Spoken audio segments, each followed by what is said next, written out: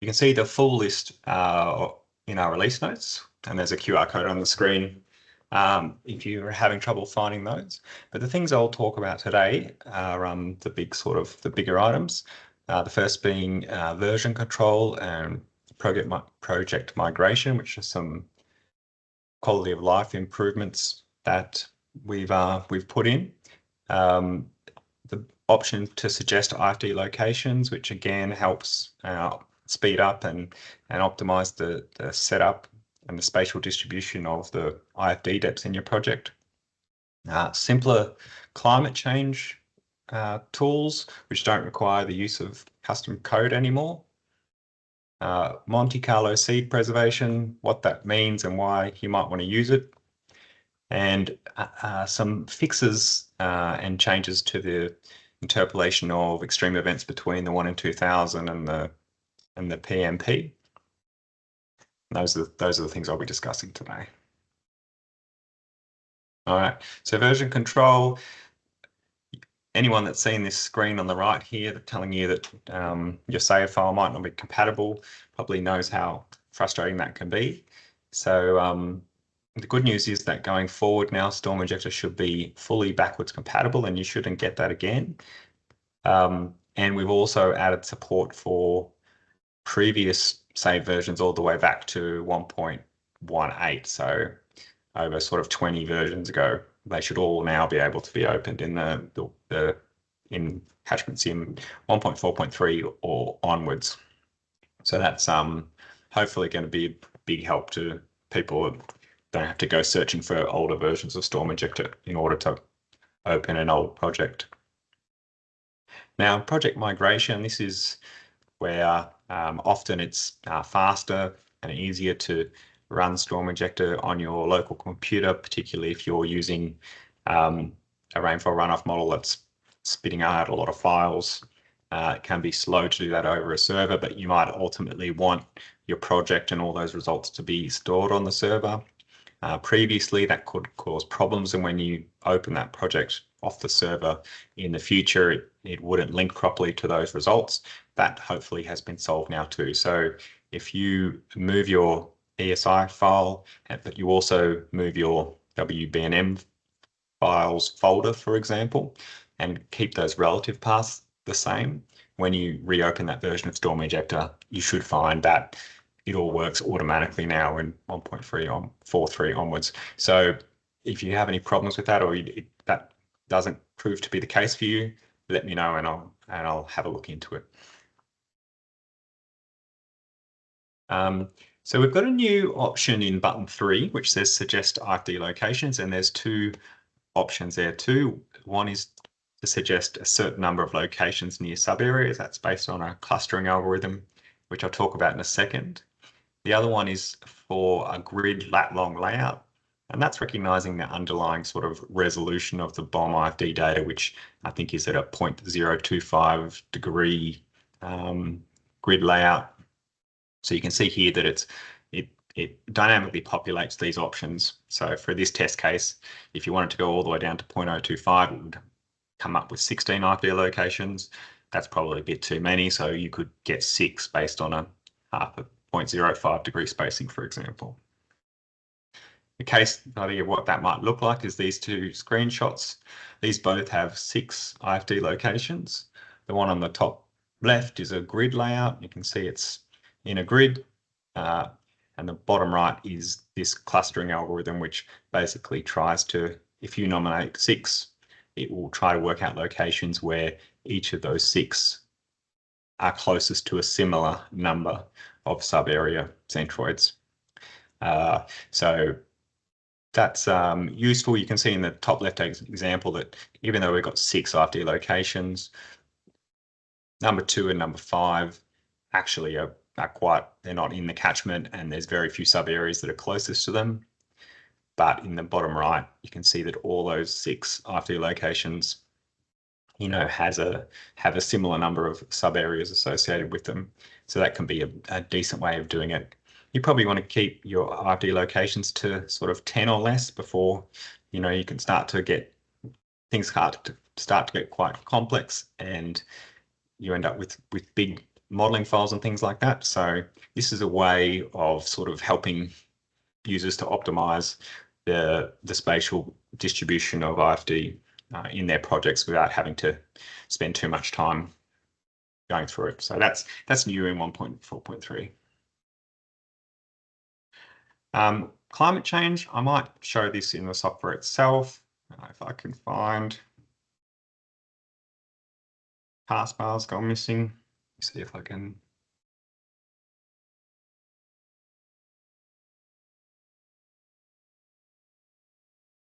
Not what I want.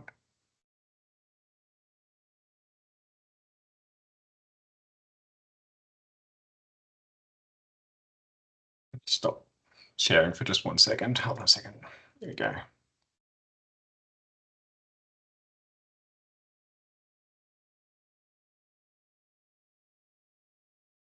Start sharing again.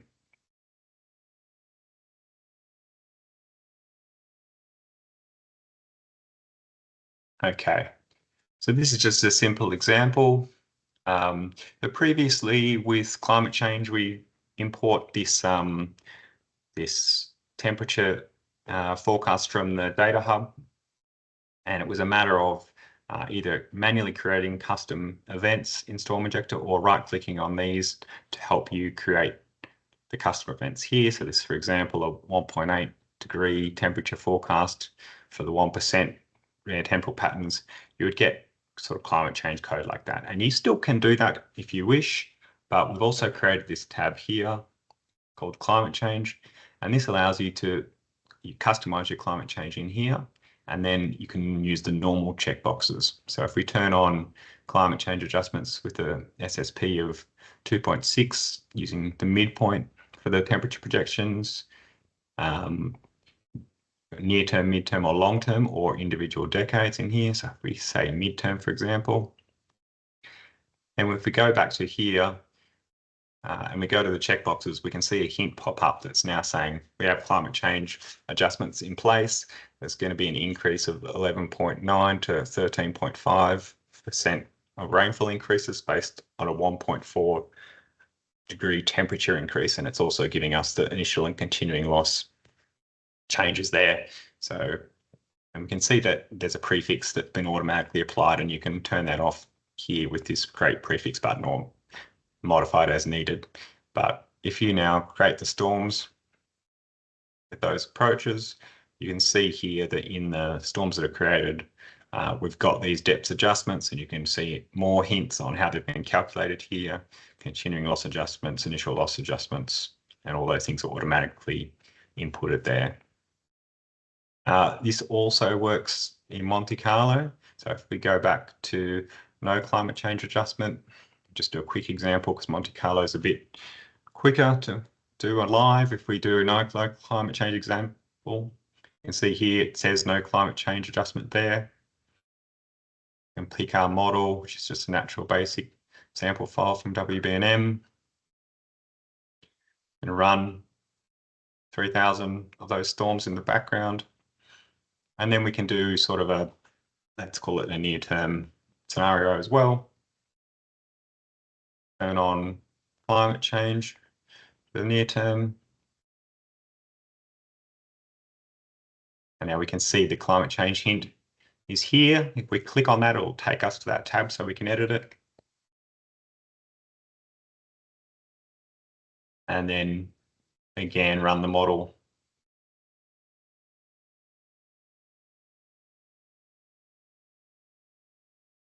With the climate change adjustments. And now we can add those two different distributions to our chart and show the individual points if we want. We can now see the influence of those climate change adjustments on the full range of events in the Monte Carlo distributions as well.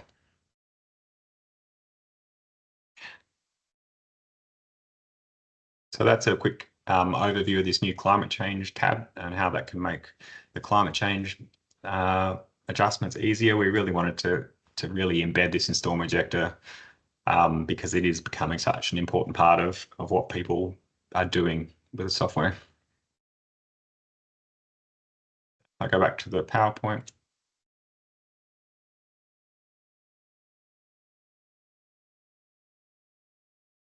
It's worth just keeping in mind R&R Data Hub gives us temperature forecasts for each decade, but they're actually based on the guidance document gives it for current and medium and long term. And it also gives 90th percentile values in these brackets. And the Data Hub notes that R&R recommends the use of current and near term, medium term and long term forecast. And you can see in the table that you get on their website, these are in bold.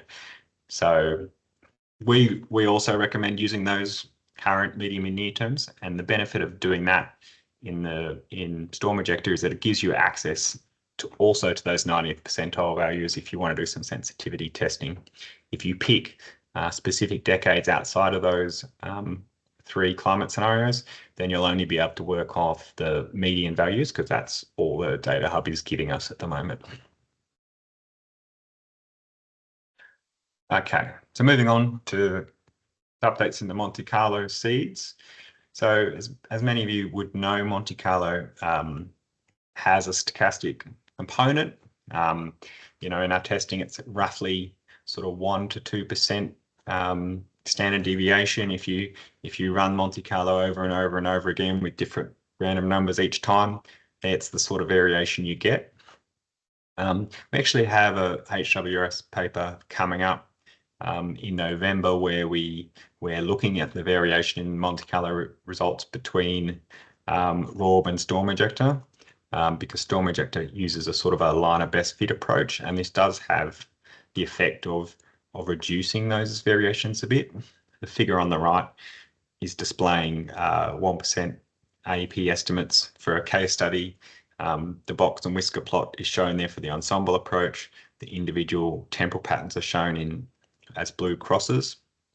And then the distribution of Monte Carlo estimates based on running Monte Carlo 100 times is shown in RORB in the red, and Storm Injector using RORB in the green. And you can see that the variation is a little bit smaller with Storm Injector, but both of them fall quite tightly within the range of the ensemble and considering the spacing of the individual temporal pattern results. So it's always good to keep the variation in Monte Carlo results in context. But in saying that, we do see use cases where it's good to remove the stochastic part of Monte Carlo completely, and this is particularly when you're wanting to really nail down the results of changes in the model. So if you're changing something in your model and you want to see the effect that it has, you may want to use seed preservation, because that will allow you to make sure that the changes you're seeing are only due to the change you made in your model and not to any stochastic influence. So that's why we've developed this. Again, I think it'll be better to show this live. I'll just stop sharing, find the right.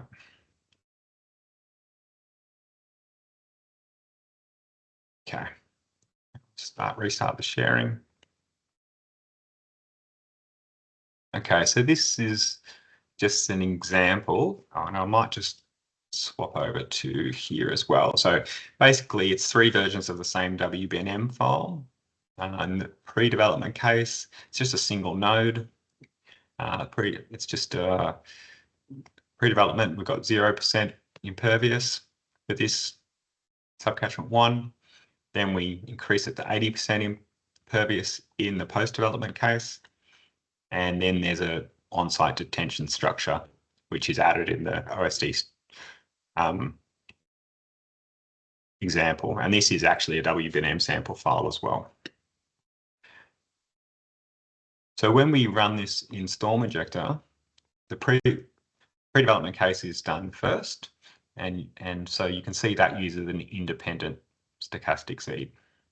But for comparison, when we do a post-development case, you can see we've selected the second option, which links the stochastic seeds to the pre-development case.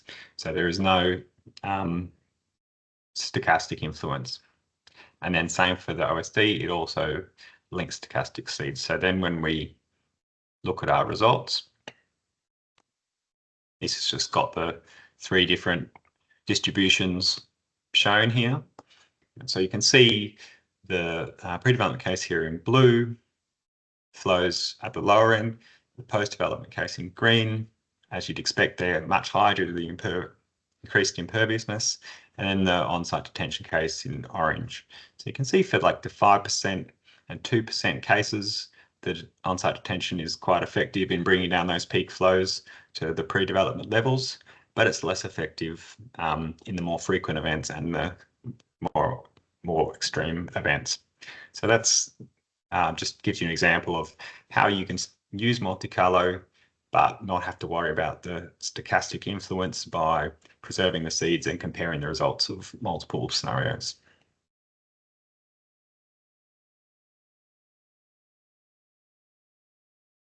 The last one I wanted to show you was extreme event interpolation, and I'll just go to there. So this is the previous version, Storm Injector 1.4.2, and I just wanted to highlight a problem it had when we interpolated events between the 1 in 2000 and the PMP. You can see this case here where we've got a PMP estimate for the 1 in 500,000.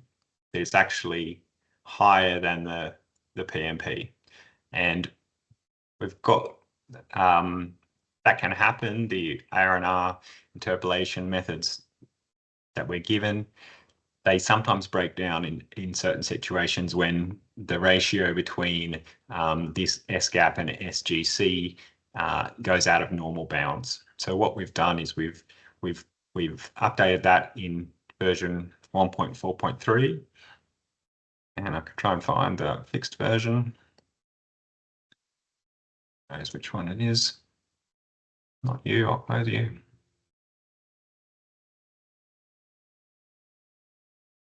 Close you as well. Okay, so it must be this one. Yeah, so this is the exact same data set. You can see here that in the parameters section for the 96 hours, this ratio, we've got this ratio over SGC over S-gap being calculated now, and you can see it's outside the tolerable range of 0.2 to 0.25 to 2, and that gives us a problem, and that's what caused that higher than the PMP estimate that we saw before. But you can see that that's not happening in this case. And if you look at the extreme rate interpolation, you'll see this highlighted in red. And it's told us that the original method returned a value that exceeded the PMP.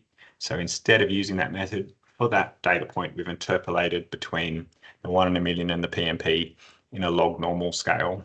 So that's fixed that particular estimate. If you're in a really problematic area and you want to interpolate everything on a log normal scale and not use this method here at all, you can actually now change to log normal interpolation, and it'll do everything via log normal. It doesn't look as good, and if your area works with this default method, I would recommend using that because it preserves that shape of the curve between the 1 in 1,000 and 1 in 2,000 in its estimates. So that's the changes in extreme event interpolation. I will just go back here. Almost at the end. Yeah, so they are the main things that I wanted to focus on in this quick little webinar. Hoping to do these more regularly as we release new versions, so please feel free to send back any feedback or put things in the chat. Just a plug, we do have some training coming up in October, fundamentals and advanced training. So there's a QR code for that there, or you can just go to Eventbrite and search for Storm Injector. And we're also looking at another webinar specifically focused on PMP modeling with catchment sim and Storm Injector. I won't read through all the stuff there, but that's the stuff we'll be focusing. There's a QR code there as well if you want to register for that one. But we'll be basically using both of those softwares to look at how we apply GSGM, GTSMR, and GSAM approaches, how we export data to Storm Injector, how we can do climate change, and then how we can do ensemble approaches, do AVM approaches, do pre-burst approaches, and then look at our understanding of losses and things like that to distinguish between PMP design floods and PMFs and things like that. So yeah, it'd be interesting. If you want to, you can join us for that one as well. All right, that's all the stuff I wanted to go through. So thanks very much, everybody, and I'll leave you to the rest of your day.